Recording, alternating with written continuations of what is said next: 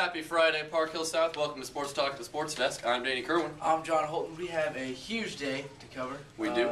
John. Big action in Kansas City thus far, the Big 12 tournament. Yeah, always a good venue down at the Sprint Center, and it's been nothing short of spectacular the first 2 days. Yeah, it really has. I've been really excited. I think Mizzou's going all the way, personally.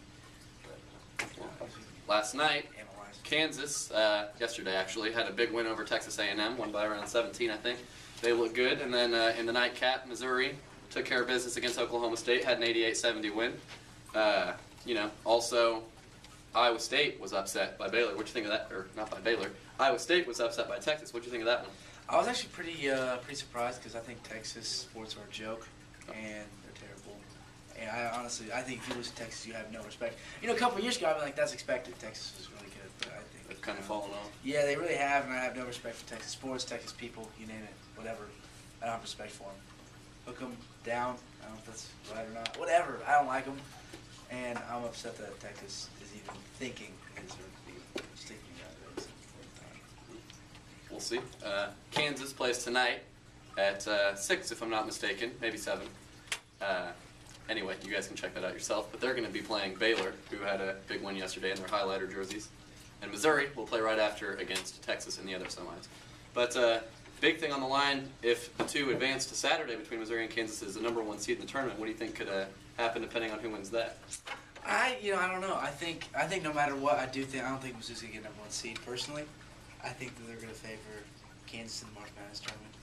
And I think Kansas will end up getting the #1 seed regardless of who wins that actual tournament. That's just my personal opinion. I think there's a bias going around here. I don't think they give Big 12 much respect for basketball. I know we're in the top 25. I understand that, but I do think that if they're going to favor one team, I think Kansas get the #1 seed regardless of how it happens. To me, it's a little biased. Obviously, I'm a Missouri fan. Yeah. Die hard. But I think if Missouri were to beat Kansas, this is only Kansas in the championship. Mm-hmm. You know, if Baylor advances, I don't think they'll get the same kind of recognition. But if they can beat Kansas and have KU win regular season and Missouri win postseason, 2-1 against Kansas, more wins overall, less losses overall, I think they would get the one in the Midwest.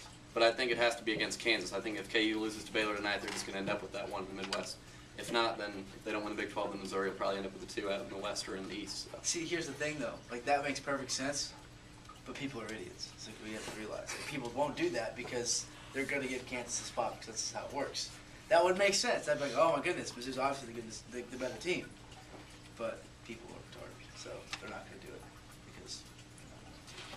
Well, we'll all find out. I just wish everyone was as smart as us sitting at the sports desk. We're sitting here. Yeah. That's why we have this job. That's why we have the job. But in other news, Peyton Manning, lifelong Colt seems like, has been released this week due to some salary cap issues and the possibility of the Colts drafting phenom Andrew Luck. And it's going to be pretty weird not seeing Peyton in an Indianapolis jersey anymore, isn't it? Yeah. I want him to come to Kansas City, but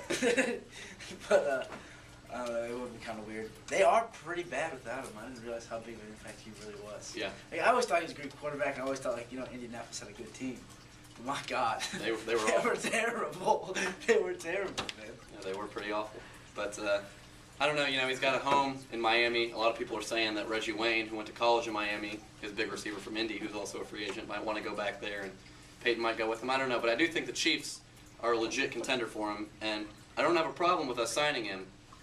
But the thing is, although the reward is so high with us being an instant contender, at the same time, who's to say he couldn't get hit in the neck once out for the season and then wasted millions of dollars? That is a big waste of millions of dollars, but I love Peyton Manning, and I really want him to come to Kansas City. Don't get me wrong. Worth it. I'd love to see him in a Chiefs uniform, but I don't know, it's just risky.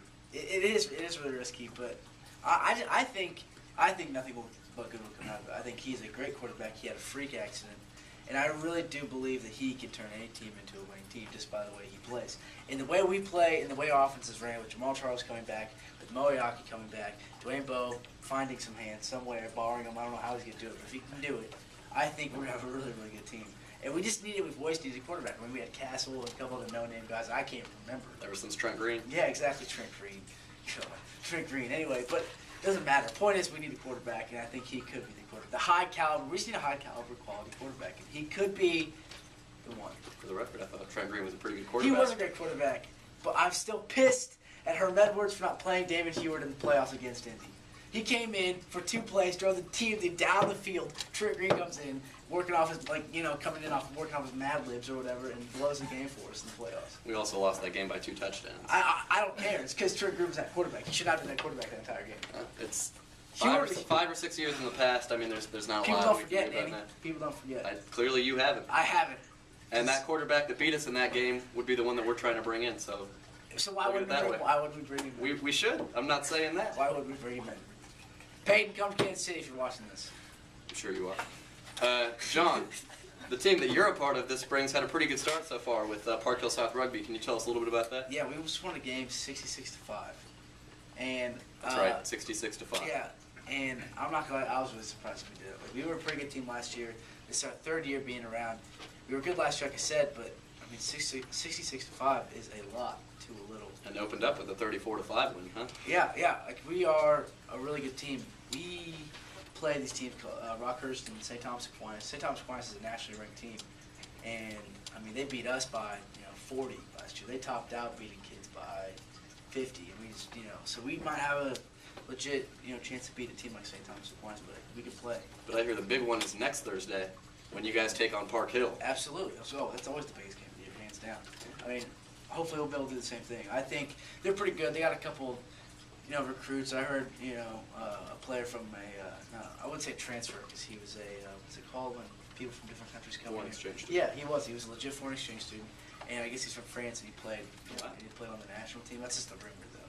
See, I think that's a little ironic. Kind of like Ricky Maestri with the swimming here last year. Huh? Yeah, something like that. Yeah. Well, that's So- 5 o'clock next Thursday? I don't know. Yeah, 5 o'clock next Thursday. Oh, we'll hope you find out before then. Yeah. After school today, the girls' soccer team has some scrimmages going on. C team's at 4, JV's at 4:30, and varsity's at 5 if you want to go check that out. And I will be going. Are you going? I think I might go with you. You go check out some soccer. Yeah, let's go do it. All right. We'll go. Yeah. And then it is officially March. Conference tournaments have been wonderful so far. And big on Sunday. Selection show, 5 o'clock on CBS. I'm so excited. I love March Madness. It could be probably the biggest and the coolest.